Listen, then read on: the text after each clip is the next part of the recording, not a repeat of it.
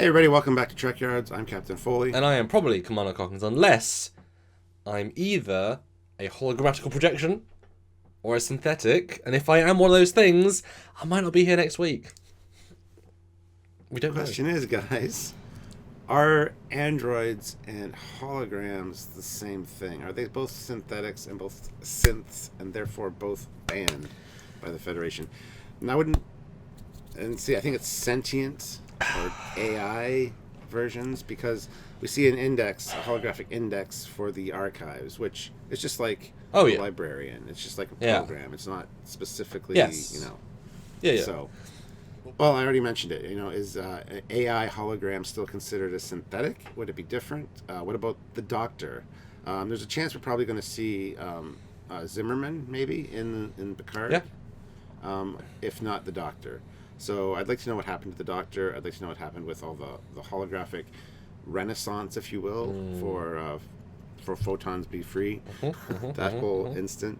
There's a lot that they need to kind of explain if they're going to say that they've just outright banned synthetic life forms, because I would consider a hologram a synthetic life form. So I'm looking forward to seeing where they take that. And that's one thing that on our live streams, we reviews live at 10 p.m. GMT. Plug. That someone said, well, no, the photons be free, the whole holo thing, he got his rights to be a published author. He got the rights of control of his own work. But does that mean he has the sentient argument? Like Data was judged to be his own entity. Well, if the Doctor is still generated by the computer and lives in the computer, and it's a Federation program, I mean, they don't think they ever really got to that. He's part of the crew, but I mean, as are other devices and whatever. I don't know if we also associate him as being a living creature, and obviously that program's interesting because he was designed as a very short-term program, and by being on through 7 years, evolved the program like you could not do in the test environment of a lab. That was a unique experience that could never really be replicated, and therefore you could argue evolved into a one-of-a-kind sentience, as other things often do. But then you get people like Andy Dick, who appeared, and he was like pretty damn sentient as the Mark II. I mean, he was well beyond the first. And I rewatched for this prep Caretaker, and he's like a dick. Is Rob Picardo, and that was part of the point. And then you look at Andy Dick, and he's like, oh, he's great, and he's sarcastic, and he's funny. He wants to get laid. I mean, that's pretty to have that drive on day one. Tells something about his program. And then you get the LMH from DS9, which didn't get very far with, but they used basic EMH programming, and that was said to be long range and long term, and also for environments where if you need to save space or save oxygen, you use the hologram man because he's a good doctor, and so there are uses. But I mean, at what point does a hologram, which is created to be person replicant like, cross over? I mean, in Fairhaven, she tweaked, Janeway tweaked the man to be what she wanted, also to get laid, and that obviously didn't care about the sentience of that. And in First Contact, which is right at the end of the timeline, Crusher just sacrifices the EMH to the Borg with no thought for his. Well, those weren't sentient programs, though. Those were just holographic ones you were referred to. The Fairhaven one and the EMH on the Enterprise E, Enterprise E. They were just tools, essentially. Right. They weren't like the Doctor from Voyager, even though one looked exactly the same. So I don't know if I agree with that specifically. Whether Janeway for changing the program was violating his rights. They kind of got into that a little bit in the episode. The Doctor, I think, actually talked about that a little bit, but no, it's a program. She was just tweaking it to be more what she wanted, and then she realized at one point that it's just, if you could do that with everybody you met, it would be.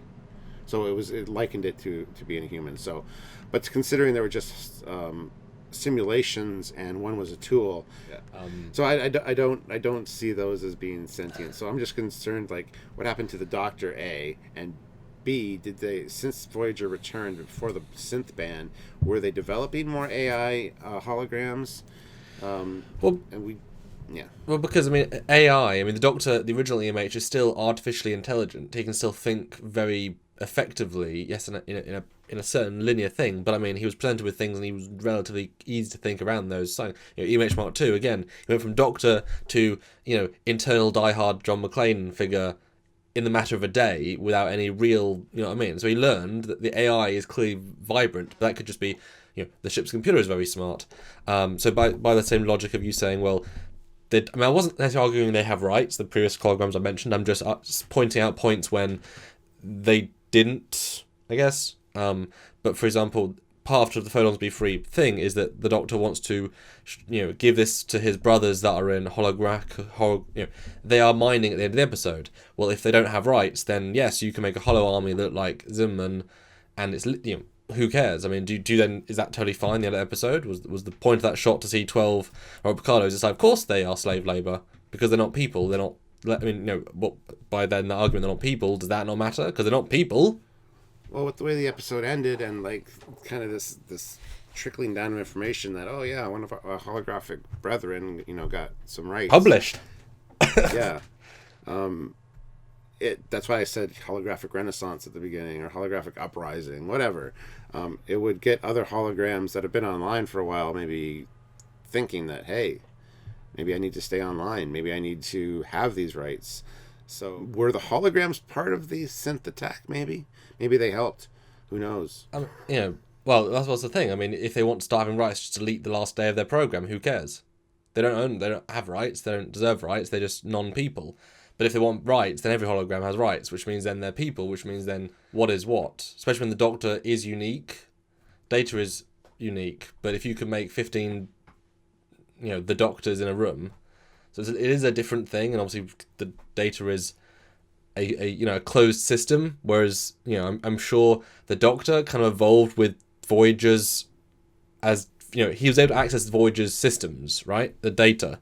So as the ship going more information, he could access that too. So he could evolve just by nature of the ship evolving, and therefore it's kind of one and the same. If there's a certain limit of, okay, well, we know that after 7 years of extreme work, we now have to give this goddamn hologram rights because he's clearly sentient. Do they then stop any hologram saying, right, holograms cannot be active for more than 2 years before a solid reset to avoid that because we don't want to make new life forms? Is that then the thing? Yeah, it's a possibility. There could be that differentiation if you're using it for a tool purpose to have to deactivate it. It could even be said the same thing for Star Wars. Maybe that's why C-3PO's memory always got erased, because R2's never did, but 3PO's was always getting erased and reset. Maybe it was for the same reasons, to avoid that awareness of sentience, which is still, it's a questionable tactic and a questionable morality to do that. If it could develop sentience, So another question then, and I kind of think that we're definitely going to have this addressed, because you'd assume as soon as the robot androids were referenced and they'd attack, people would look to holograms, since you could turn off, or what about holograms that are sent, closer to. In Voyager, we have the Herogen, which are creating holograms to fight, and then one group steals a ship, becomes terrorists, each one with unique personalities. Are they sentient? Yeah, I would say so at that point, yes. Because they're going outside their programming. They're actually going after something they desire. And I think that is one of the reasons that I would consider that sentient. Because they did a lot of damage, because they didn't have to have oxygen, they could beam aboard and walk through walls. They were very effective. They could, we saw the hologram that went insane on the dude's ship. Just go inside and crush someone's heart, because hologram. Holograms are even, dangerous in a very different way. Plus, holograms are more dangerous. They can take on the appearance of anything obviously. they want. Yeah. It's not like an android that really can't do T-1000s, but without the silver. Exactly. It's true. Although obviously they have to be linked to a computer still, so they are also much more vulnerable, because shoot the computer. Well, there you go. Just you need to project them as well. I mean, that might be the thing that differentiates. I'm sure the data filed an official I own this emitter, sue me. And that gives him the sentience qualification, because he can now exist outside of the technological bubble of Starfleet. Because obviously, I don't feel like you'd want to put holoprojectors in streets, because that just is asking for trouble. I mean, I'll put a tank there. Tell safety protocols. Now I can destroy buildings. That to me sounds so far from safe. Well, first of all, you said Data, not the Doctor. So Sorry. Data, or the Doctor yes. registered as holo emitter. Yeah. Sorry. no reason to have holo emitters on the streets per se, but a hologram doesn't need that. All it has to do is transfer from system to system and project itself wherever there's a holographic projector. So it doesn't need to walk down the streets or take over the streets necessarily. Now the question is, though, after Voyager got back, did the mobile emitter become something that Starfleet started working on? And where do you draw that line? Like, you keep pumping them out and just, here's a new hologram, new hologram, new hologram, new hologram. Let's make a hologram of Kirk. Here's a holo emitter. Right, be Kirk. Yeah, here's just a complete file uploaded. Yep. You can now evolve from where he last left off. Yep. Like, it opens up a lot of really sticky questions. Which might be why I just banned holograms of a certain level. They might like classify levels of intelligence, because I'm sure the EMH, if you just stripped away some of its higher level thinking just to a pure diagnostic tool without the interpersonal skills, you can't call that sentient. The LMH, they were actually trying to mimic Bashir. That was the whole point, which would then make it feel more human and blend with the crew, because that's what people wanted. That's obviously before, sentient things. And you mentioned holograms shifting between different locations. We didn't really have holograms in the home in any other Trek. Now in Discovery, in Discovery, but in Picard, again, Foley didn't slip because they're so similar.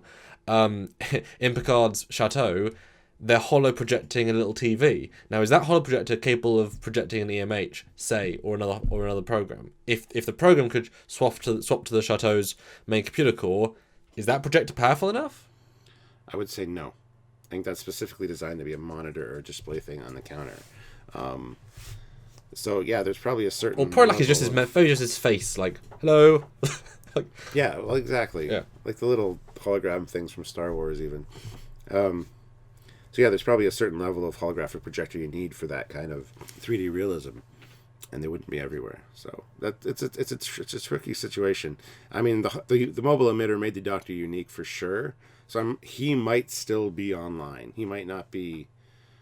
And it'll be interesting to find out. Even if Robert Picardo does come back, I'm sure he'll be playing Zimmerman instead now, hearing that the synths are illegal. Maybe the Doctor got put offline, and there's going to be some issues around that, even if it's season 2 or season 3 or something. Who knows? Well, we know that he was discussed to be in season 2 while season 1 was wrapping up, and obviously you need to know if he's in it to write him in, because Zimmerman's quite a specific character. But, I mean, now we know a bit of the plot. What bigger advocate for synthetic characters' rights than Zimmerman, because he accidentally made the Doctor, and once he got back to Earth, I'm sure they spent more time together, and while he's annoyed by him, he's like, shit, my program made a life form. Like, this is what's possible. I'm sure he'd be and I can't imagine they turn Zimmerman into like a anti-synth. Like, he'd be pro. He'd be one of those like, more renegade style people. But I can definitely see the Doctor getting shelved because he's too synthy, or going rogue and running away with the mobile emitter, which also takes out. I kind of like the idea, where is the blade of hull armor when it's just physical torpedoes? I like the idea. Same with Slipstream. Why are these things not public domain? Because I like the idea of them, locking down that technology. The mobile emitter was one of one, and they said, well, it's too dangerous to go more. And there's a reason why they didn't make more in Voyager, because it wasn't make-moreable, because it was 29th century tech. They understand how it works, sort of, but doesn't mean you can find the components or build them yet, because that special time is ginormous. That's why, you couldn't reinvent certain things. You couldn't build an iPhone 21 with iPhone 1 technology, because the miniaturization is not, you can't, you know what I mean? You might understand that it's done it, doesn't mean you can build it again unless it's like 5 times the size. Well, you brought up an interesting point as well, the one episode with the LMH, where Zimmerman's like, why is everyone so worried about holograms taking over the world? Mm-hmm. A lot of people might not remember that, or taking over the universe, I guess he says. And then they go in to talk about the reasons that a holographic Doctor would be much more practical in certain situations, which I totally agree with, 100%. Just don't make the goddamn thing sentient. It's pretty simple. There's a fine line there, though, like, because the Doctor attains sentience, so that's possible for every hologram to do that. So is it right to morally not give them the right to evolve and become... It's sticky. I mean, it really is. Was Moriarty actually sentient? Or was he just very, very clever? Because that was made very easily. You can trick the computer to make a sentient program. That was like 3 steps. It was that easy. And I can even imagine, honestly, that if these synths that destroyed to Planitia, they would say, well, we want allies. Guess what? If we can create 76 holograms in one room in one day, let's do it. And oh look, we've got an army. You know what I mean? There's these links are quite close by all these fractured storylines. So I can imagine there'd be a moratorium on higher intelligence. Or do we even need holograms on ships? Let's go the opposite route. Let's just say we just don't need them. We're now into the retro time of we just want people. We it's worth it. We'll just have a doctor on every, more than one doctor on every ship rather than an EMH. So yeah, it is interesting, guys. This is why it was worth talking about, because they are synthetic simulation people. But if there's any synthetic people, basically, then are they banned too? And we'll get that answer hopefully, or they forgot about it. We've overthought it, which is very possible because we're like that. Or Season 2! I said to you in the live, Season 1 might be androids going rogue, Season 2 is holograms go rogue. Same story, slight turn. That's right. So guys, put your comments down below. What did you think about this topic? It's a sticky topic. There's a lot to talk about and a lot to think about. So let us know your thoughts. And if you want to help out the channel, a great way to do that is hit like. And of course, subscribe. It helps yourself out as well.